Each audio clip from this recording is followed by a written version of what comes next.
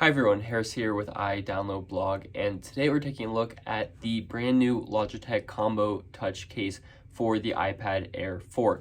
I just covered this case for the iPad Pro 11 and 12.9, but it's finally out for the Air 4. And it's got all the same great features as the other case, but now with the appropriate cutout for the Touch ID sensor as well as the speakers for the iPad Air 4. Now, something to note is that Logitech did release a new color for the iPad Pro model, which looks pretty nice, a lighter color. But then this keyboard case is available in the same gray color as before, as the same price as the iPad Pro 11 at $199, so no discount, even though this is a slightly cheaper iPad. Would have been nice to see a $10 or $15 discount, but nonetheless, here it is, and if you want to check this out, I'll leave a link down in the description.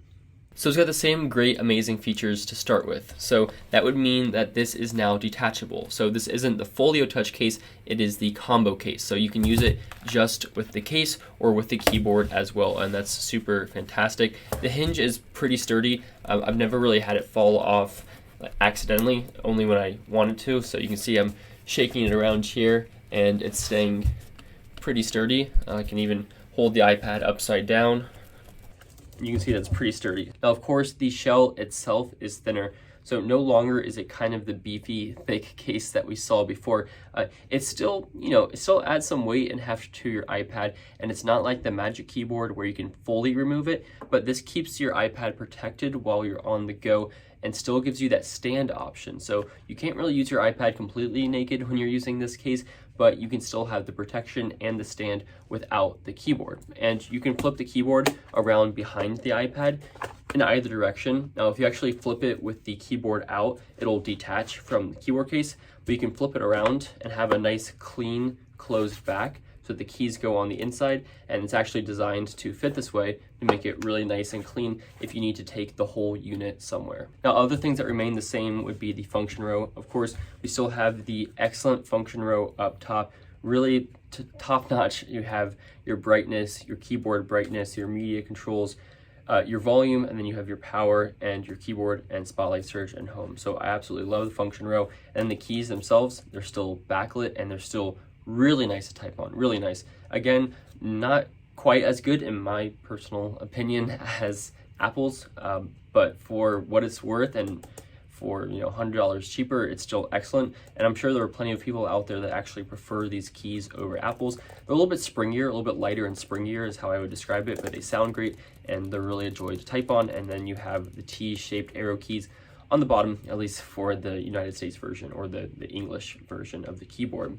And then we have the trackpad on the bottom, which is identical, I believe. As far as I can tell, this whole keyboard unit is identical to the iPad Pro model. This is the biggest trackpad they've ever put in this case. It's awesome, and you can click anywhere. So you are not limited to just the bottom half with kind of a slope where you can click. You can click anywhere, and it's really great, and it's precise, and it's smooth, and I really, really enjoy using this trackpad. Again, probably not as well optimized and quite as buttery smooth and glass-like feeling as Apple's, but this isn't a comparison to Apple's keyboard, and the case of course still has the same really nice fabric finish, which can do a pretty good job of keeping off dust and liquids and dirt and things like that. Now, the same kind of downsides still apply as before, so I think Logitech should make the USB-C hole a little bit bigger, because I still have several adapters and cables that won't fit with this. Even a Thunderbolt 3 cable, like, you have to push it very hard to get it to fit, and plenty of USB-C adapters won't fit at all. My Nomad cable will not fit at all. Of course, Apple's cable does fit, and other third-party cables do fit, but there are plenty that don't, and you're not going to fit a dock on here because of the cutout. So I think Logitech just needs to make that a little bit bigger in the future, and we'll have a much better case. So in terms of the lap ability with this case, it's obviously not one single surface like Apple's is with the Magic Keyboard. So this has a rigid hinge and one flat continuous surface. This instead is flexible because of the hinge on this keyboard case. So there's a little bit of movement just right here.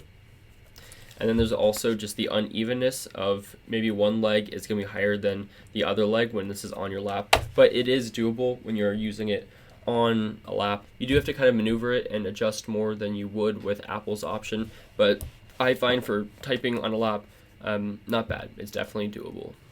Now quickly, if you've ever been looking for a smaller charger that's more portable or a faster charger to save on your charging time, you probably thought that those two conditions weren't compatible, but this is the Ohi 30 watt Mag Cube.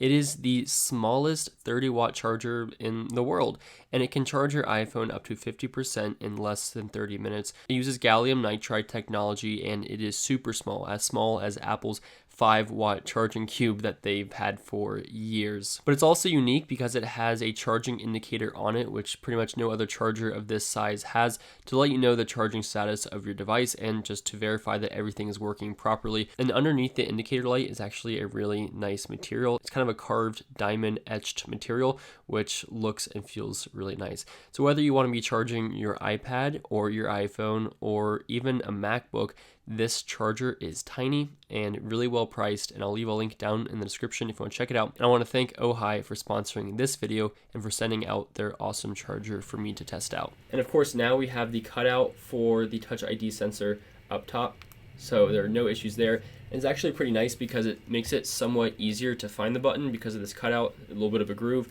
So you just put your finger up there, unlock the iPad, and you are good to go. And of course, the speakers line up perfectly. And the cutout on the back with the new Logi logo there. And you can see what that looks like. So at the end of the day, I still love this keyboard, and if I had to pick, I would probably choose it over Apple's because I really do love the function row, and I do love that I can take it off and use it still with the stand. But I can see an argument either way, and for $100 cheaper than something like Apple's, I think it's a rock solid option. And yeah, I'll leave links down in the description to check this out. Let me know if you have any questions.